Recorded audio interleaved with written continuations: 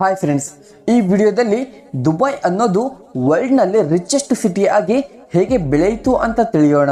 ಎಲ್ಲ ದೇಶಗಳಲ್ಲಿ ಟ್ಯಾಕ್ಸ್ ನ ವಸೂಲಿ ಮಾಡಿ ಆ ಟ್ಯಾಕ್ಸ್ ನಿಂದ ದೇಶವನ್ನು ಡೆವಲಪ್ಮೆಂಟ್ ಮಾಡ್ತಾರೆ. ಆದ್ರೆ ದುಬೈನಲ್ಲಿ ಮಾತ್ರ ₹1 ಟ್ಯಾಕ್ಸ್ ನ ತಗೊಳ್ಳದೆ ಆ ಕಂಟ್ರಿಯನ್ನು ಅಷ್ಟೊಂದು ಡೆವಲಪ್ಮೆಂಟ್ ಹೇಗೆ ಮಾಡಿದರು. ಆದ್ರೆ ಬಹಳಷ್ಟು ಜನ ಹೇಳೋದು ಏನೆಂದ್ರೆ ದುಬೈನಲ್ಲಿ ಆಯಿಲ್ ಮತ್ತು ಗೋಲ್ಡ್ ಇರುವುದರಿಂದ ಆ ದೇಶ ಅಷ್ಟೊಂದು ಡೆವಲಪ್ಮೆಂಟ್ ಆಗಿದೆ ಅಂತ ಹೇಳ್ತಾರೆ. ಆದ್ರೆ ದುಬೈನ ಇನ್ಕಮ್ ನಲ್ಲಿ ಆಯಿಲ್ ಮತ್ತು ಗೋಲ್ಡ್ ನ ಪಾತ್ರ ಕೇವಲ 1% ಅಂತ ನಿಮಗೆ ಗೊತ್ತಾ? ಹಾಗಾದ್ರೆ ದುಬೈಗೆ ಅಷ್ಟೊಂದು ಇನ್ಕಮ್ ಎಲ್ಲಿಂದ ಬರುತ್ತೆ ಅಂತ ಈಗ ನಾವು ತಿಳಿಯೋಣ.